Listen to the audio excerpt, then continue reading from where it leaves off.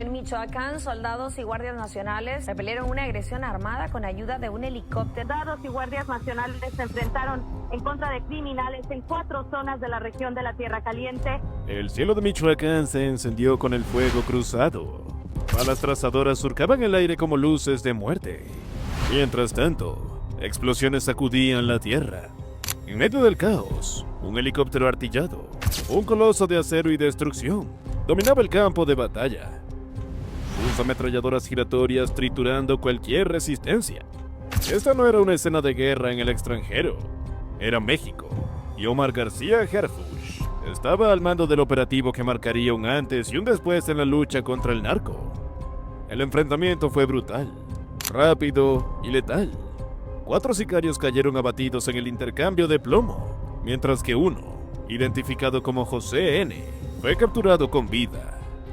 Pero lo más alarmante no fueron los cuerpos, sino el arsenal hallado: drones armados, minas clava, granadas de fragmentación y fusiles de alto poder, tecnología de guerra en manos del crimen. ¿Quiénes eran esos sicarios? ¿Qué los impulsó a desafiar la autoridad del Estado? ¿Y qué secretos ocultan las armas decomisadas? Estas preguntas y muchas más nos adentrarán en un mundo donde la violencia y la corrupción se entrelazan en un juego peligroso. No se pierdan este vídeo, donde desentrañaremos los misterios que rodean este enfrentamiento sin precedentes. Comencemos. En Tierra Caliente, Michoacán, un territorio donde la violencia y la ley se disputan el control, se ha convertido en el epicentro de un conflicto que desafía la estabilidad del Estado mexicano. Los cárteles de la droga, con su poderío armamentístico y su capacidad de infiltración, han convertido la región en un campo de batalla donde la vida humana se desvanece entre el estruendo de las armas.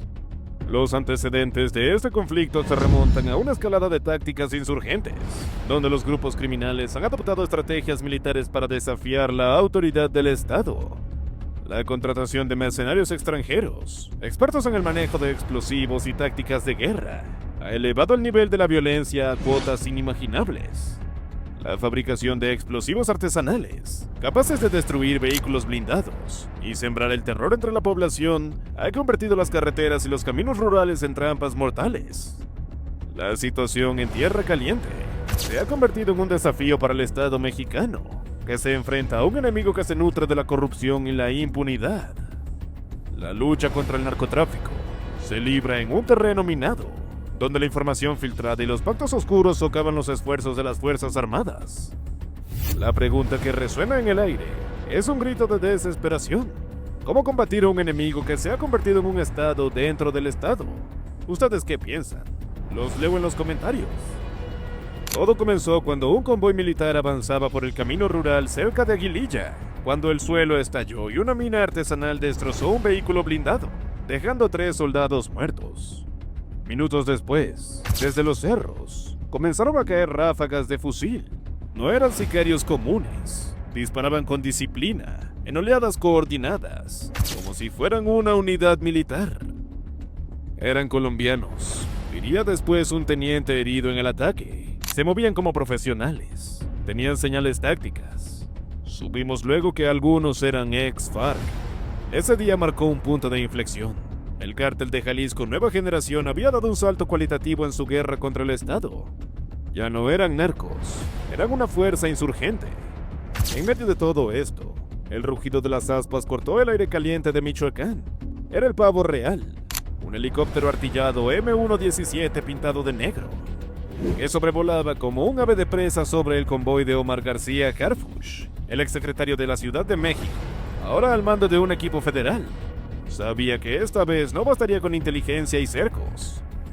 El cártel Jalisco Nueva Generación había apostado francotiradores y lanzagranadas en los cerros de Aguililla, pero Harfuch tenía un as bajo la manga.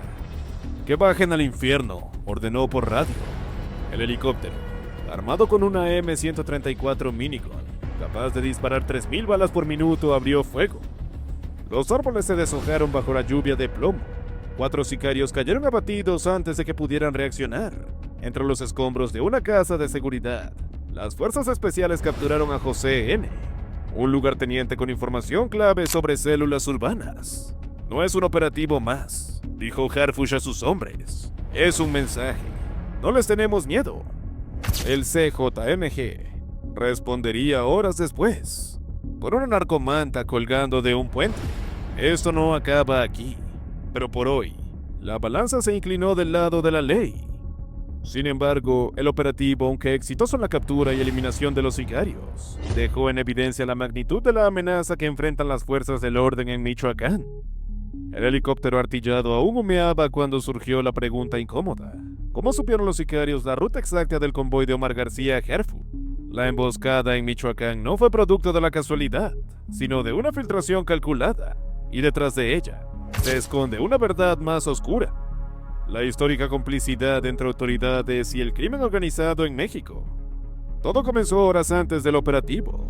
Según fuentes militares consultadas, el itinerario de Harfuch era información clasificada, conocida solo por altos mandos y un selecto grupo de fuerzas especiales. Sin embargo, cuando el convoy ingresó a la zona conocida como El Aguaje, los atacantes ya estaban posicionados. No improvisaron.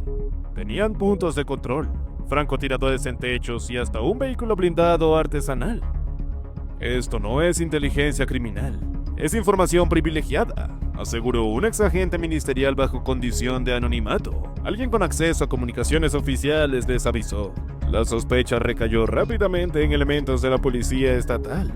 No era la primera vez. En los últimos 5 años, al menos 17 agentes de Michoacán han sido arrestados por vínculos con el cártel Jalisco Nueva Generación.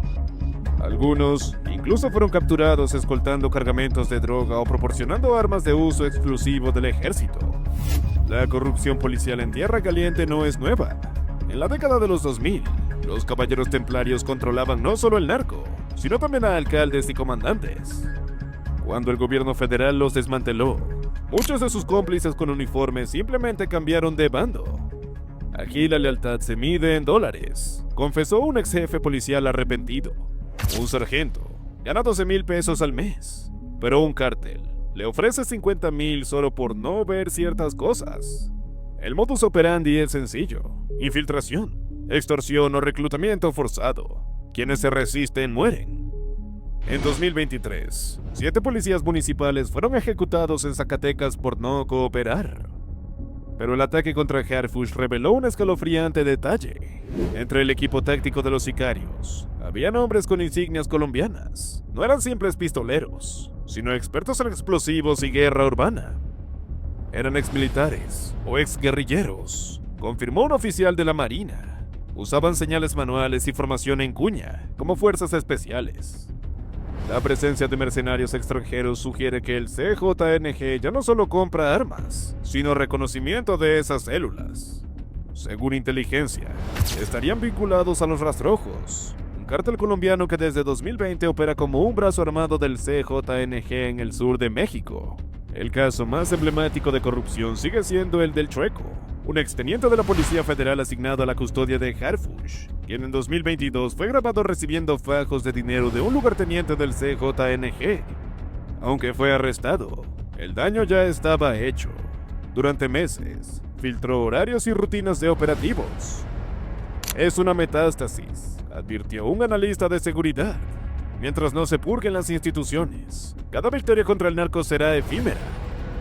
Tras el ataque, el gobierno anunció una auditoría interna en las policías de Michoacán, pero los expertos son escépticos. Sin reformas profundas, esto es un circo, denunció un exfuncionario del CISEN.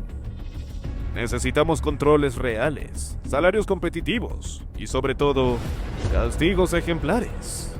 La pregunta que se cierne sobre la región es un eco de incertidumbre. ¿Qué papel juegan las autoridades corruptas en esta red transnacional?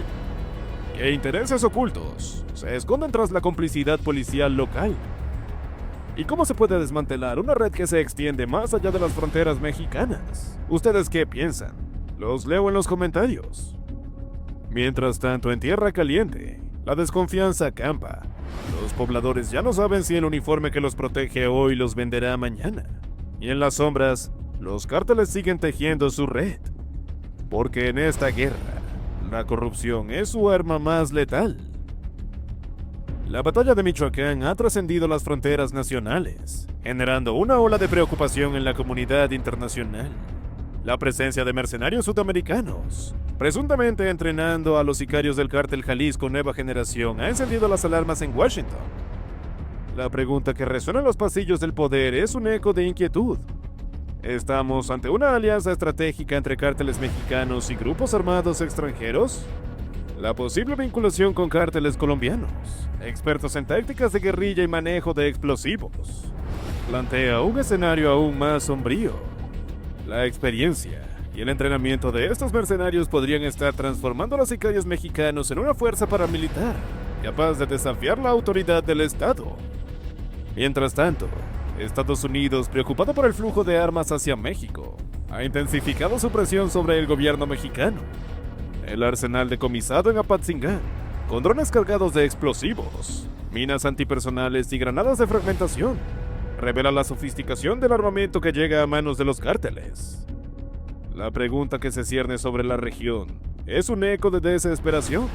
¿Cómo controlar un flujo de armas que alimenta la violencia y desestabiliza la región? Por otro lado, en el Pentágono ya no hablan solo de interdicción, sino de contrainsurgencia. Los últimos reportes del Departamento de Estado señalan que el 60% de las armas usadas por los cárteles provienen de Estados Unidos. Muchas robadas de bases militares. El caso más sonado, la desaparición de 250 lanzagranadas M203 en una armería en Texas, que aparecieron meses después en un videoclip del cártel Jalisco Nueva Generación.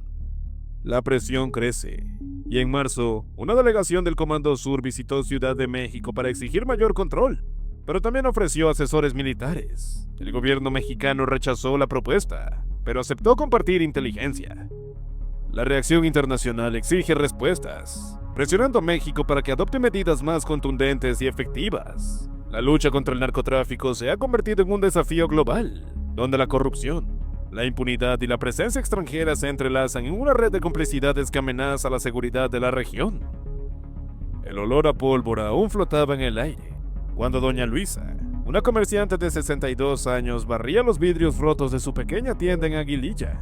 El helicóptero nos dio un respiro, pero mañana volverán, murmuró con una mezcla de alivio y resignación mientras señalaba las marcas de bala en su pared. Su voz, cansada pero lúcida, resume el sentir de miles en Michoacán. La presencia militar aplaca, pero no cura. A pocas calles, bajo custodia en un cuartel improvisado, José N., el único sicario capturado vivo en el operativo contra Harfuch, enfrentaba un dilema mortal: hablar y convertirse en blanco, o callar y pudrirse en prisión. Doña Luisa no necesita ver las noticias para entender la guerra. Sus ojos han visto demasiado. Como en 2018, los templarios ejecutaron a un vecino por negarse a pagar derecho de piso. Como en 2021, el cártel Jalisco Nueva Generación pintó toda la calle principal de morado, su color. Y como ahora, cada vez que pasa un convoy militar, los locales bajan las miradas. Antes los soldados patrullaban en parejas. Ahora vienen en docenas con chalecos que ni en las películas. Cuenta mientras sirve un café a un grupo de periodistas. Su testimonio coincide con un dato escalofriante. El 70% de los municipios de Tierras Calientes tienen toque de queda no oficial después del anochecer. Pero la verdad más cruda viene de quienes estuvieron al otro lado del arma. El M, un ex sicario que pidió anonimato, reveló detalles que explican la brutal escalada. Los de arriba tienen asesores que enseñan a usar explosivos como si fueran profesores de matemáticas. A mi generación nos daban un cuerno de chivo y nos decían dispara. Ahora les dan cursos de 3 semanas sobre cómo volar puentes o desviar drones. Sus palabras no son paranoia. En enero, la Guardia Nacional desactivó un lote de granadas hechizas con sellos de fabricación venezolana en Paracuaro. En una celda blindada del Cerezo de Morelia, José N. se muerde las uñas, capturado con vida durante el operativo de helicóptero artillado. Este lugarteniente de 28 años sabe demasiado. Rutas de narcotráfico, nombres de jefes regionales. Y lo más explosivo, los nexos entre el cártel Jalisco Nueva Generación y autoridades corruptas. Fuentes judiciales filtraron que durante su interrogatorio mencionó a un comandante que alertaba por mensajes cifrados sobre operativos. El problema es que hablar implica firmar su sentencia de muerte. En este negocio, los que cantan mueren 2 veces. Primero cuando los marca el gobierno, luego cuando los encuentra el cártel, advirtió el M. Y no exagera. En 2023, 4 testigos protegidos en el caso Ovidio Guzmán aparecieron asesinados pese a estar bajo custodia. Ahora, fiscales debaten si trasladar a José N. a un penal de máxima seguridad o usarlo como pieza clave para desmantelar células urbanas. Mientras, en los foros clandestinos de narcomensajes, ya circula una foto suya con la leyenda: los traidores nunca merecen ver la luz del día. Entre tanto, la población civil queda atrapada en el fuego cruzado. En Tepalcatepec, el padre Rubén, párroco de la iglesia local, guarda bajo llave docenas de cartas donde vecinos denuncian extorsiones. Nadie las firma. Saben que si el cártel las encuentra, no solo morirá el denunciante, sino toda su familia. Explica mientras muestra los sobres anónimos. Este miedo sistémico tiene datos duros. Según el INEGI, el 89% de los delitos en Michoacán no se denuncian. La ironía es cruel. Mientras el gobierno federal anuncia operativos históricos, quienes viven la guerra día a día conocen su verdadero rostro: el de la niña que ya no juega en el parque por temor a balaceras, el del médico que atiende heridos de ambos bandos por ética, el del periodista local que autocensura notas para no despertar iras. Como resume amargamente doña Luisa, aquí no ganan los buenos ni los malos, sobrevive el que agacha la cabeza. Mientras el helicóptero artillado regresa a su base y José N. enfrenta su noche más larga, una pregunta flota sobre tierras calientes: ¿servirán estos testimonios para cambiar algo? ¿O solo serán gritos ahogados en el vacío? Por ahora, la única certeza es el sonido de motos acercándose en la noche, el chasquido de armas siendo amartilladas y el rum rum de la gente repitiendo como mantra: aquí no pasa nada. Pero sí pasa. Cada bala, cada silencio, cada mirada esquiva cuenta la misma historia, la de una guerra que ya no solo se libra en las calles, sino en el alma de todo un pueblo. El operativo en Michoacán ha concluido con una victoria táctica para el Estado mexicano. 4 sicarios abatidos y 1 capturado. Un golpe contundente contra el crimen organizado. La noticia más reciente: un anuncio de Omar García Harfuch sobre nuevos operativos con apoyo aéreo. Eso nos revela la determinación del gobierno mexicano para retomar el control de la región. ¿Pero serán suficientes los drones y los helicópteros artillados, utilizados para desmantelar una red de impunidad que se extiende desde las filas militares hasta los despachos empresariales? La respuesta es un eco de incertidumbre.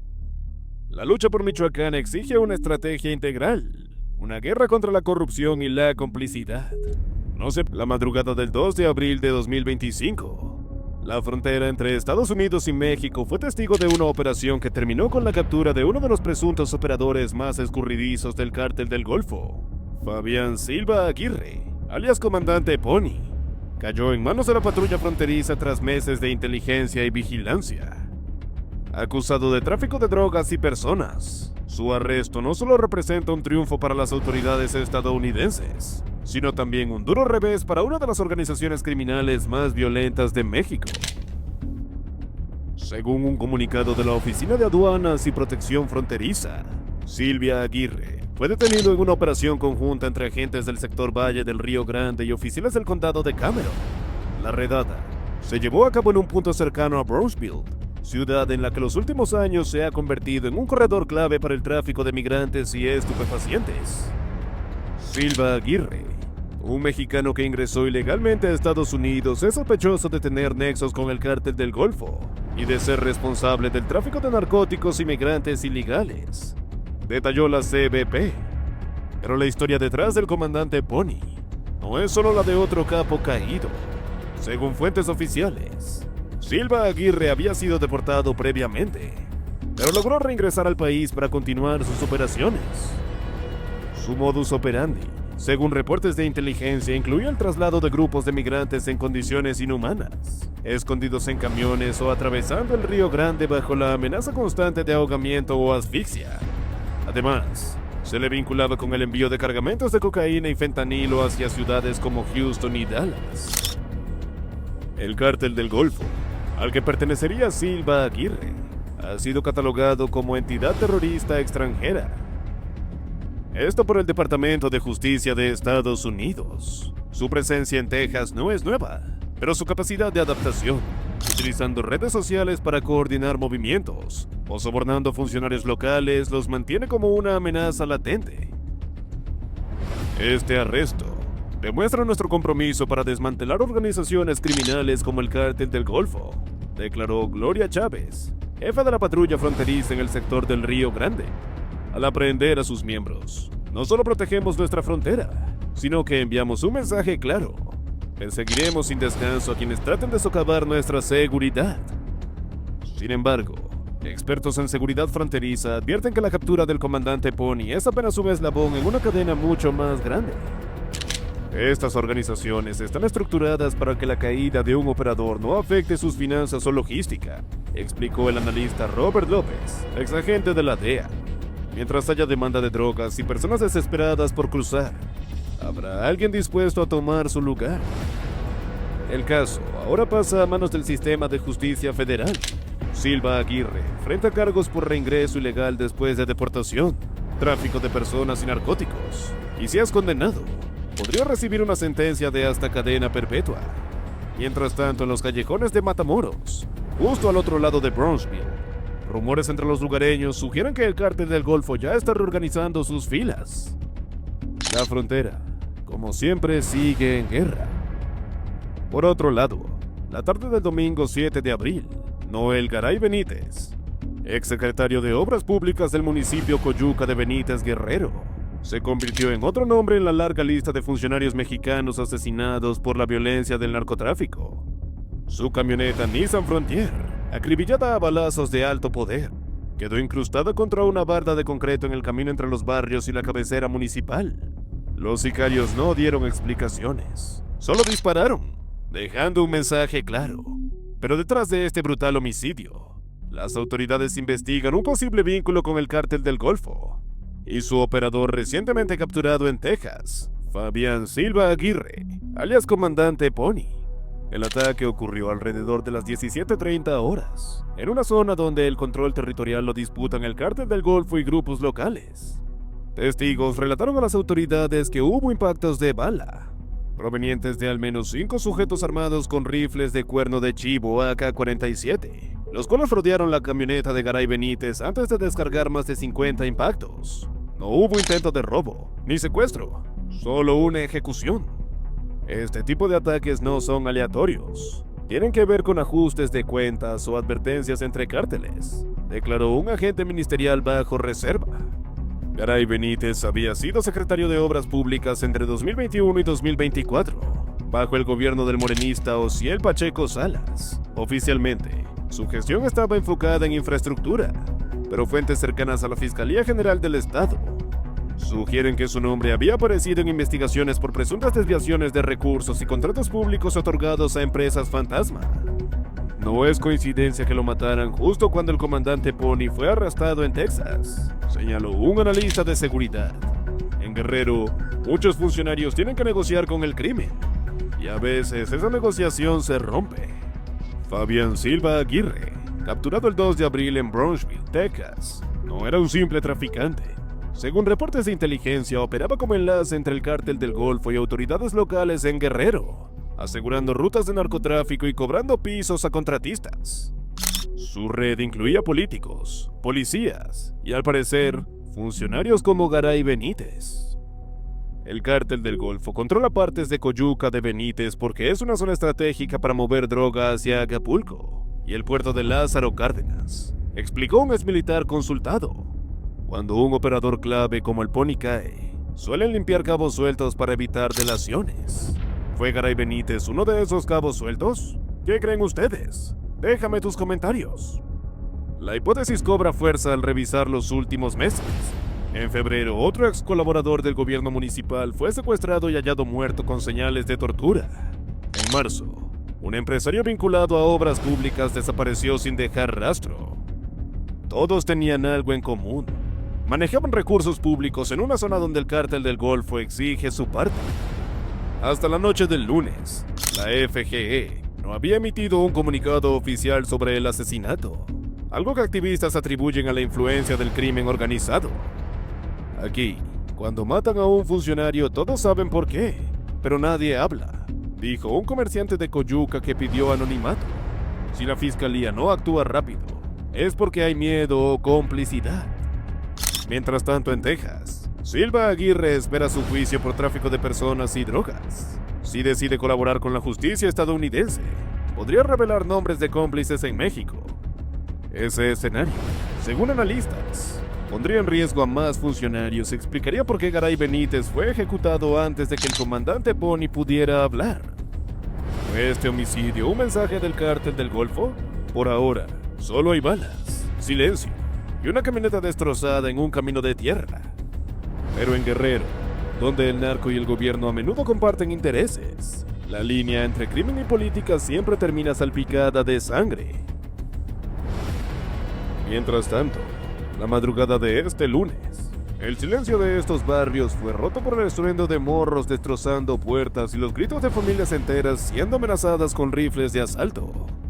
En cuestión de minutos, 3 hombres, Jonathan, Arnoldo, hermanos y reconocidos guerreros, y un tercero conocido como El Pollo, fueron arrancados a la fuerza de sus hogares por un comando armado que actuó con precisión militar. Las camionetas en las que se los llevaron se perdieron en la oscuridad, dejando atrás una comunidad aterrorizada y una pregunta que nadie se atreve a decir en voz alta. ¿Fue esto un ajuste de cuentas? ¿O el inicio de una nueva guerra entre cárteles? ¿Ustedes qué piensan? Según relatos de vecinos, todo ocurrió entre la 1:30 y las 2 de la madrugada. Los agresores, al menos 8 hombres con pasamontañas y chalecos tácticos, llegaron en 2 camionetas pick-up sin placas.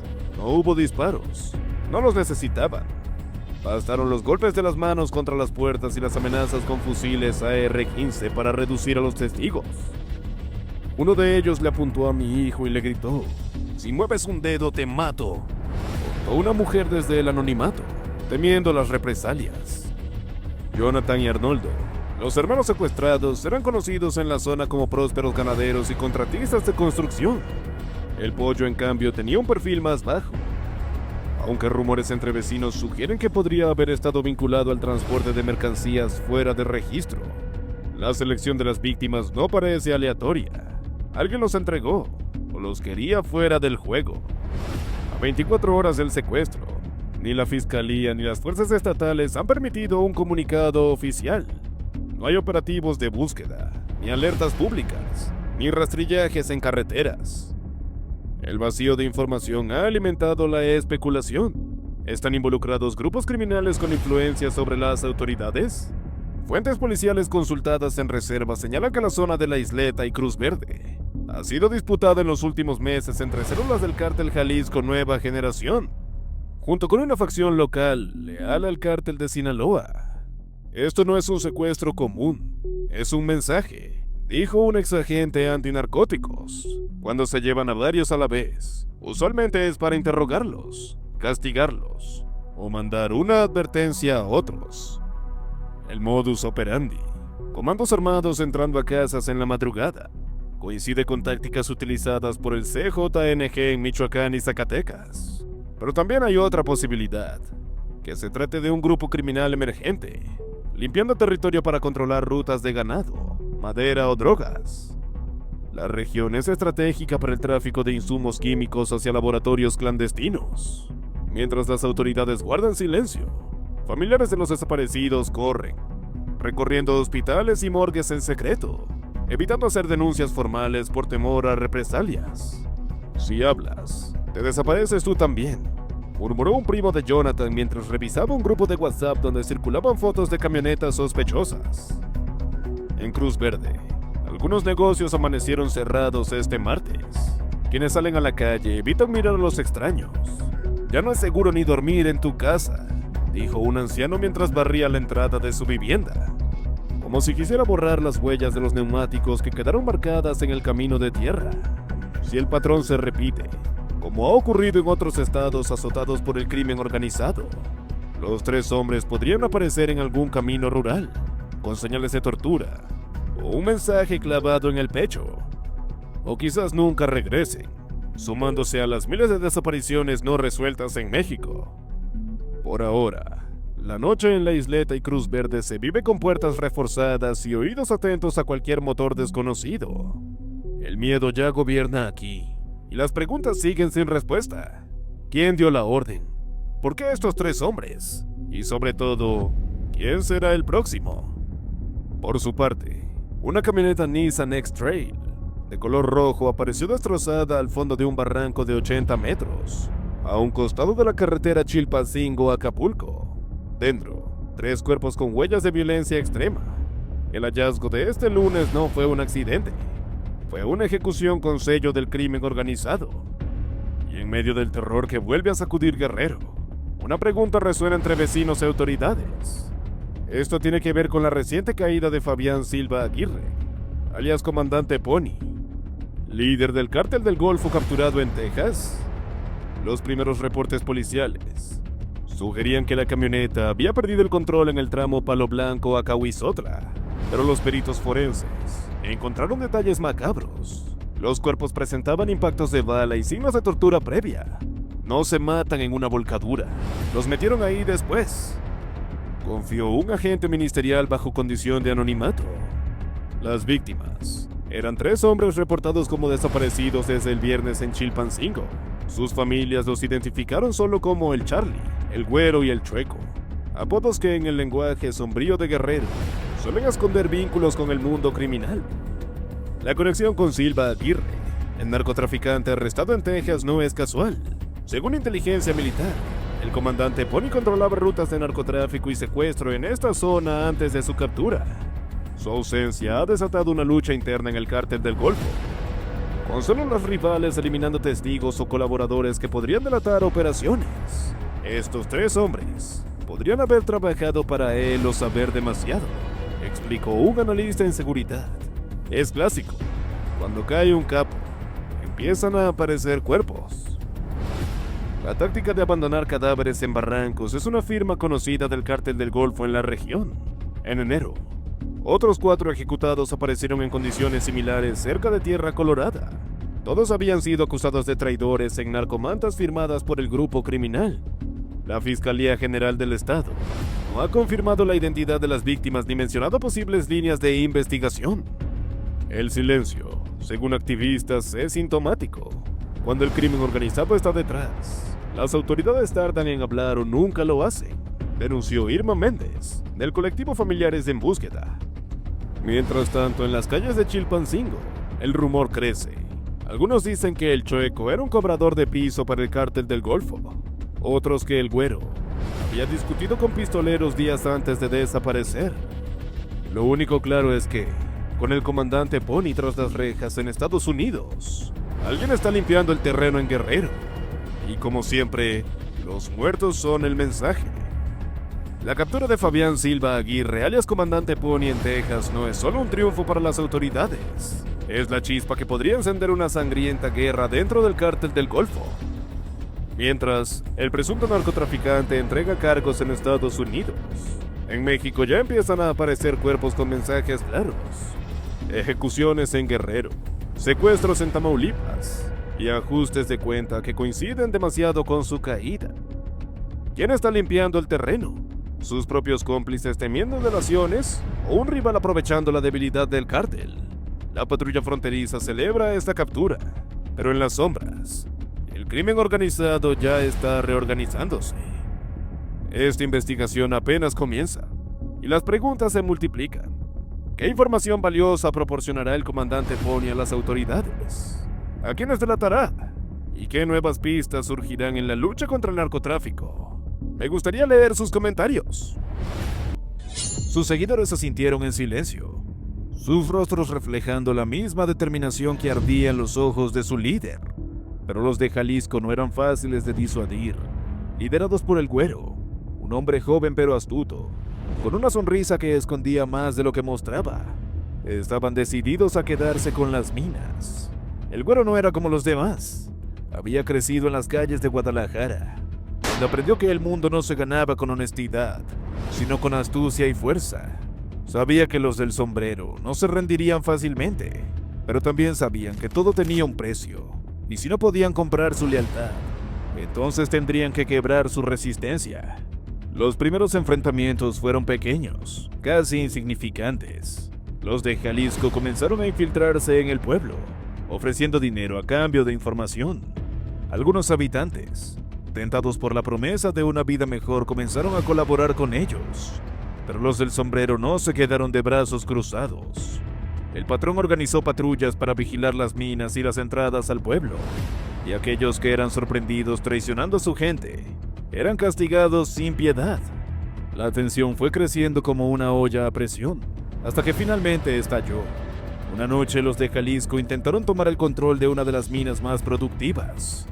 Los del sombrero los esperaban, y lo que siguió fue una batalla campal que dejó heridos y muertos en ambos bandos. Fue la primera vez que la violencia se desató de manera abierta, pero no sería la última. A partir de ese momento, la rivalidad se convirtió en una guerra fría. Los del sombrero fortalecieron sus defensas, mientras que los de Jalisco comenzaron a traer refuerzos desde Jalisco. El pueblo, que alguna vez había sido un lugar tranquilo, se convirtió en un campo de batalla donde nadie estaba a salvo. Y aunque algunos intentaron mediar, buscando una solución pacífica, la realidad era que ambos bandos estaban dispuestos a luchar hasta el final. Para los del sombrero, las minas eran más que un recurso, eran un símbolo de resistencia y orgullo. Para los de Jalisco, representaban poder y riqueza. Y en medio de esa lucha, Villanueva se convirtió en el escenario de un conflicto que no solo dividió al pueblo, sino que también puso en juego su alma. La rivalidad entre ambos bandos no era nueva, pero cada día que pasaba se volvía más intensa, más violenta y más destructiva. Y mientras tanto, las minas de plata, testigos silenciosos de todo, seguían brillando bajo el sol, como si supieran que su destino estaba lejos de decidirse. ¿Qué crees que significa para los del sombrero que las minas sean un símbolo de resistencia y orgullo? Déjame tus comentarios. Aquella noche en Villanueva, Zacatecas, era tan densa que parecía envolver el pueblo en un manto de silencio inquietante. Pero esa calma era engañosa. Bajo la superficie, una tormenta se avecinaba, alimentada por años de rivalidad, traiciones y un odio que había crecido como una maleza en el corazón de dos grupos que se disputaban el control del territorio. Los del sombrero, liderados por el patrón, habían pasado meses planeando su movimiento con precisión militar. Su objetivo era claro: demostrar su poderío y expulsar de una vez por todas a los del Jalisco. Ese grupo foráneo que había llegado con promesas de progreso, pero que en realidad solo buscaba saquear las riquezas de Zacatecas. El patrón no era un hombre de palabras innecesarias. Sentado en la sombra de su casa, rodeado de sus hombres más leales, trazaba estrategias con la meticulosidad de un general. Sabía que los del Jalisco no serían un enemigo fácil. Liderados por el Güero, un estratega astuto y despiadado cuya sonrisa escondía un corazón de hielo, habían logrado infiltrarse en las filas de los del sombrero. A través de sus informantes, el Güero conocía cada movimiento de su rival, cada plan, cada debilidad. Y esa noche, mientras el patrón daba las últimas instrucciones a sus hombres, el Güero ya estaba un paso adelante. La madrugada del enfrentamiento comenzó con un silencio tenso. Los del sombrero se movieron como sombras, sus vehículos avanzando en convoy hacia la cabecera municipal. Iban armados hasta los dientes, con rifles, pistolas y machetes que brillaban bajo la luz de la luna.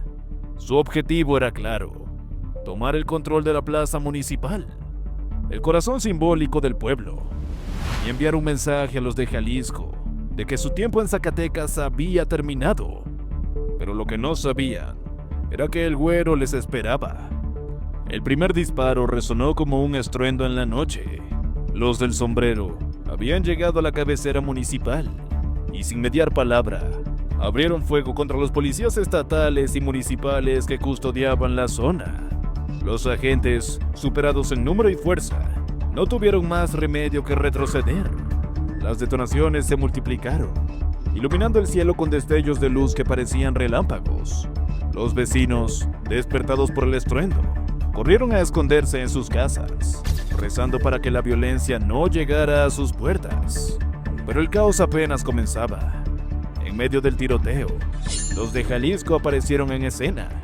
Habían estado esperando, ocultos en las calles aledañas, listos para contraatacar. El Güero con su característica sonrisa desafiante, lideró a sus hombres con una ferocidad que dejó claro que no estaban dispuestos a ceder ni un centímetro de terreno. La batalla campal que siguió fue de una intensidad que Villanueva no había visto en décadas. Las calles se convirtieron en un campo de batalla. Los del sombrero, atrincherados en la plaza municipal, usaron los edificios como fortalezas, disparando desde las ventanas y los tejados. Los de Jalisco, por su parte, avanzaban con técnicas militares, dividiéndose en pequeños grupos para flanquear a sus enemigos. Los gritos de combatientes se mezclaban con el sonido de las balas y el crujir de los cristales rotos. El aire olía a pólvora y sangre, y el suelo pronto se tiñó de rojo. En medio del caos, dos jóvenes se encontraron frente a frente. Eran amigos de la infancia, criados en el mismo barrio, donde habían compartido risas, sueños y travesuras bajo el sol abrasador de Zacatecas. Juan, de los del sombrero, y Luis, de los de Jalisco, habían crecido como hermanos, corriendo descalzo por las calles polvorientas de Villanueva, jugando fútbol con una pelota vieja y gastada, y prometiéndose que nada los separaría. Pero la vida, caprichosa y cruel, los había llevado por caminos opuestos. Ahora, en medio de una batalla que no habían elegido, se miraban con una mezcla de dolor y rabia, como si el peso de sus decisiones los aplastara. Juan, con su sombrero desgastado y su mirada llena de determinación, sostenía firmemente su rifle.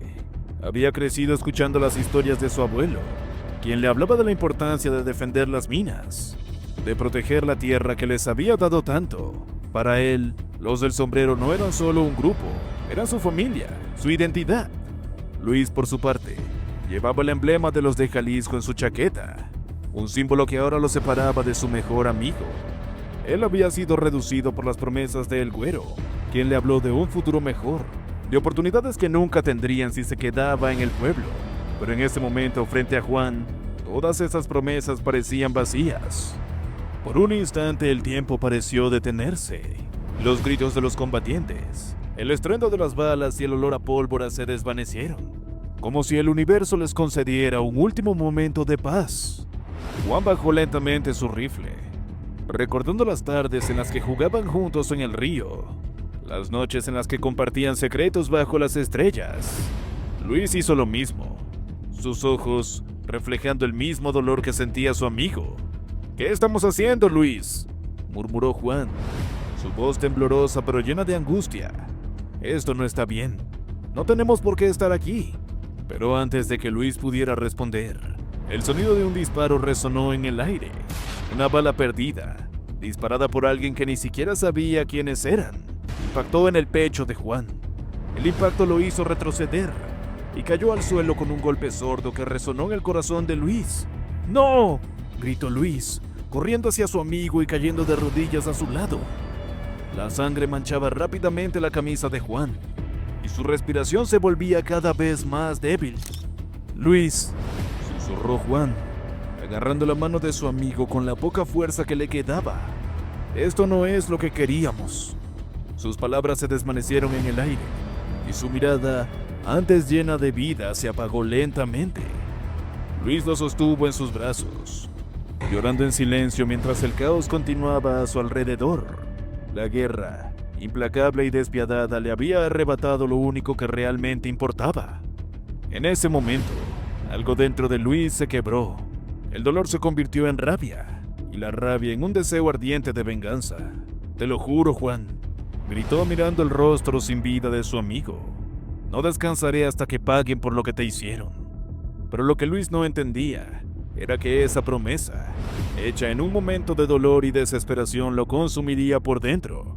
A partir de ese día, Luis se convirtió en un hombre diferente. La sonrisa que alguna vez iluminó su rostro desapareció, reemplazada por una expresión fría y distante. Se sumergió de lleno en las filas de los del Jalisco, convirtiéndose en uno de los hombres más temidos de El Güero. Cada bala que disparaba, cada enemigo que derribaba, lo acercaba más a su venganza, pero también lo alejaba más de sí mismo. Por las noches, cuando el silencio lo envolvía, Luis soñaba con Juan. Soñaba con las risas que compartían, con los planes que habían hecho y que nunca se cumplirían. Y en esos sueños, Juan siempre le decía lo mismo: Esto no es lo que queríamos, Luis. Pero al despertar, la rabia volvía alimentando su sed de venganza. La guerra no perdona, y Luis lo aprendió de la manera más dura.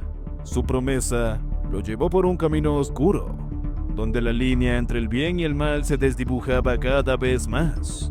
Mientras tanto, el recuerdo de Juan seguía vivo, no solo en su corazón, sino en las calles de Villanueva, donde una vez dos amigos corrieron juntos y felices, sin saber que el destino los separaría de la manera más trágica. ¿Qué tipo de futuro creen que le espera a Luis? ¿Encontrará la paz? ¿O seguirá atrapado en su camino oscuro? Déjame tu opinión.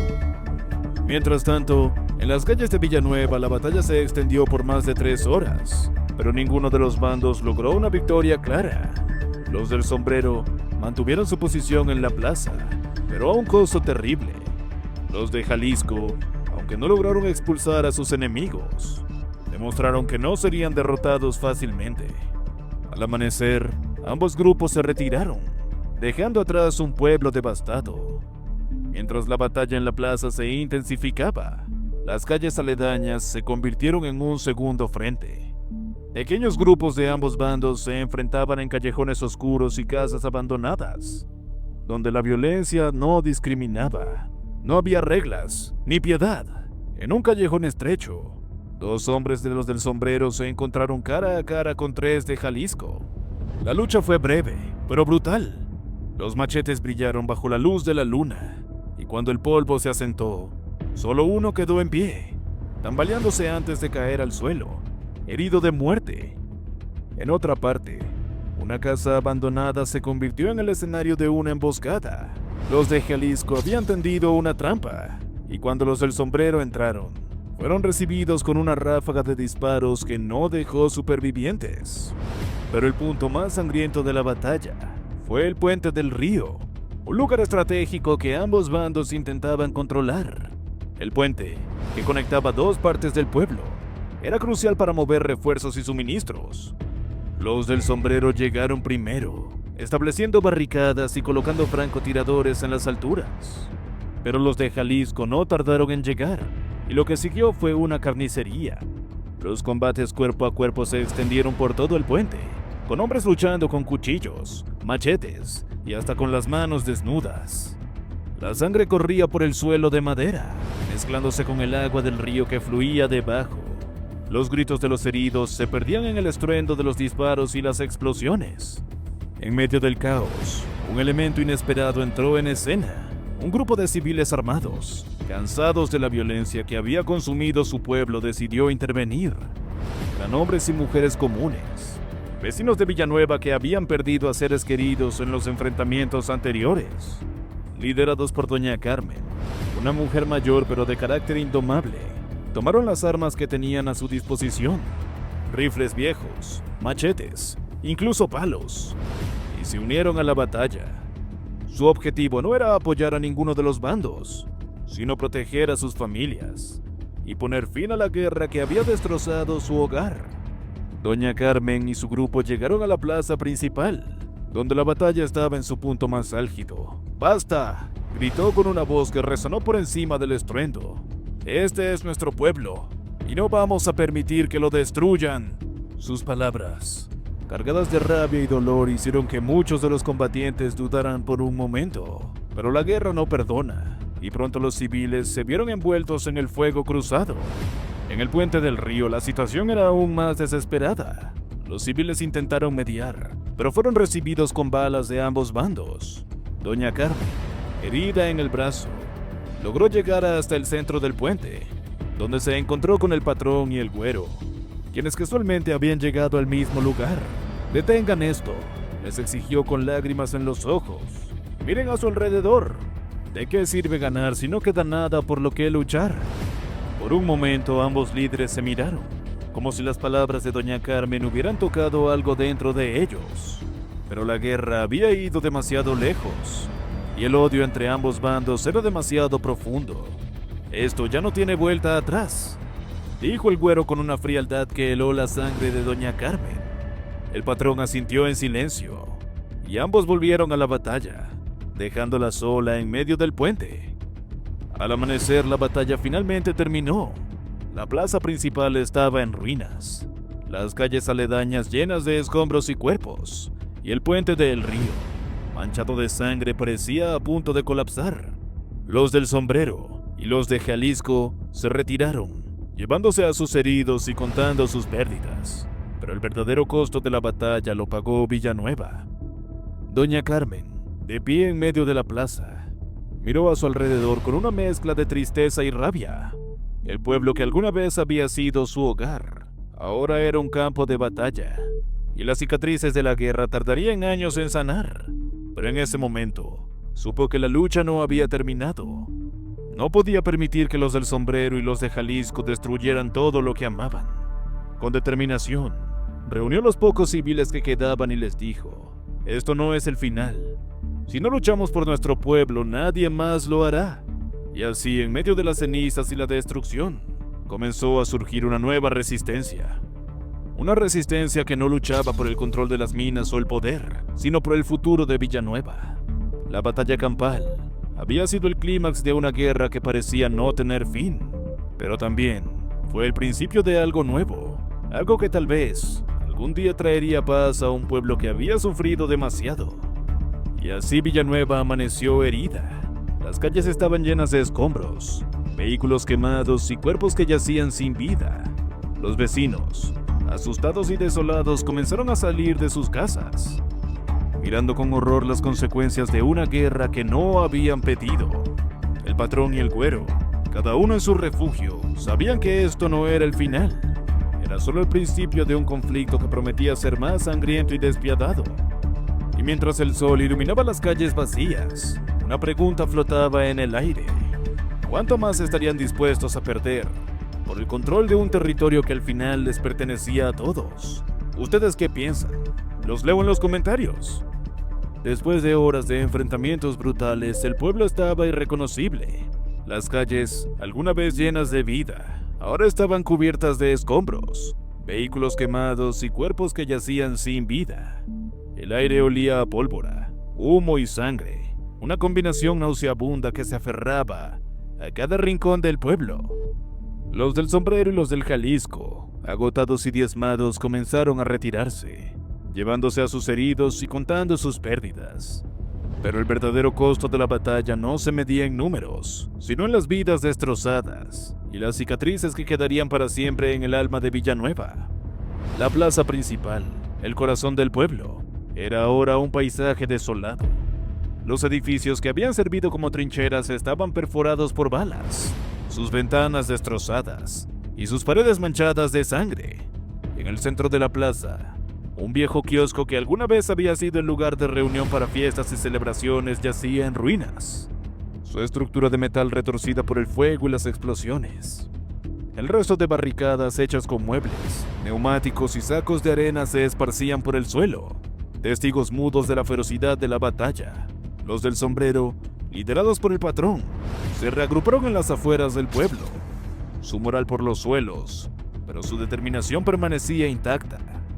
«Esto no ha terminado», murmuró el patrón mientras observaba el humo que se elevaba desde el centro de Villanueva.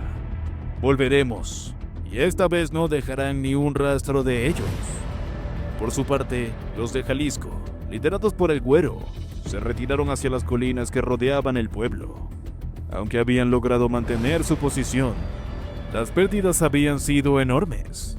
El güero, con su rostro manchado de hollín y su mirada fría, sabía que la guerra estaba lejos de terminar. «Esto es solo el principio», dijo a sus hombres, mientras revisaban sus armas y contaban las balas que les quedaban. «Zacatecas será nuestra, cueste lo que cueste». Mientras ambos bandos se retiraban, los refuerzos de la Fuerza de Reacción Inmediata llegaron al pueblo. Los agentes, armados hasta los dientes y con chalecos antibalas, avanzaron con cautela por las calles destrozadas, pero el daño ya estaba hecho. Las autoridades no habían llegado a tiempo para evitar la masacre, y ahora solo podían recoger los pedazos de un pueblo que había sido destrozado por dentro y por fuera. Los agentes comenzaron a evacuar a los heridos, a recoger los cuerpos y a asegurar las calles. Pero era evidente que su presencia no era suficiente para restaurar la paz.